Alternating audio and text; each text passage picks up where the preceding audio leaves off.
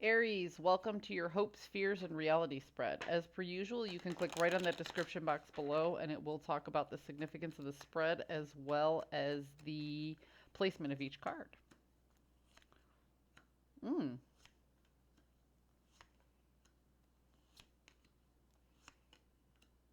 Aries, you're hoping to make a choice that's going to bring you out of a sense of chaos and out of a sense of lacking. Okay? You've spent a good amount of time looking at the way things used to be, and now you want to make a choice for change. Permanent change. This isn't a temporary thing. You're not putting a band aid on a bullet hole. You're like, okay, I've really looked at why things weren't working out for me in the past, and now I'm ready to create an opportunity for myself that's not going to put me in the same old situations that I've been in before. Um, you fear that you won't be able to strategize, or it's almost like you fear that you don't want to lead too much with your intuition because you're like, I can't always trust my intuition because that's led me in a path before where, I'm constantly choosing my feelings, my feelings, my feelings, and then I miss these red flags, or I don't see the warning signs in time. And then on the other hand, you're like, but if I strategize with just my head, then I'm kind of left with this feeling of disappointment. Everything becomes mundane and nothing's exciting anymore. So you fear not being able to have the proper balance between head and heart in order to move forward, where you keep things safe yet exciting. There's a very narrow path that you want to walk where things are still fun and jovial and exploratory, I guess, for lack of better words, but still a sense of stability and predictability in the process. This sounds, Aries, like you're becoming an adult. um, the reality of the situation is you want to come in and you want to make changes. And in the past, you've done this and you haven't always thought about the consequences. Um,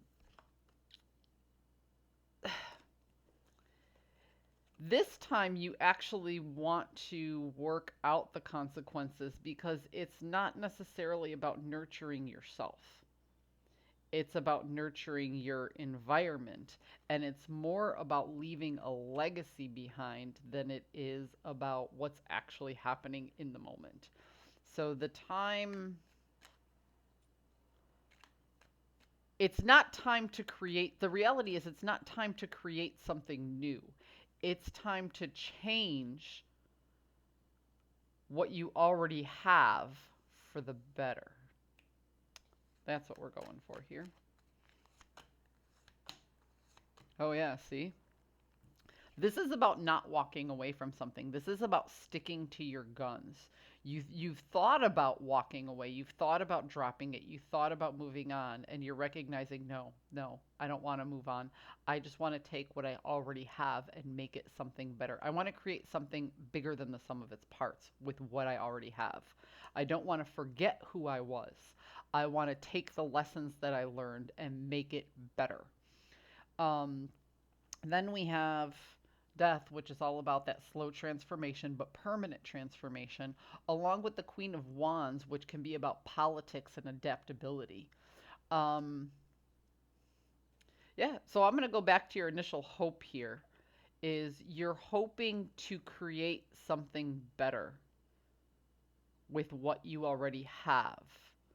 But there's a seed of doubt. Your fears are about doubting both your head and your heart in moving this direction, yet you feel the need to do so. It's kind of like, yes, you want to make this change, but you recognize it's a slow change, that it's not going to be immediate. Yes, you can do something different, and you don't have to rework every little aspect of who you are. You can just say, "Hey, you know what? This is who I was, and who I was led me to where I am today, and now I can do better with what I have." Yeah, see?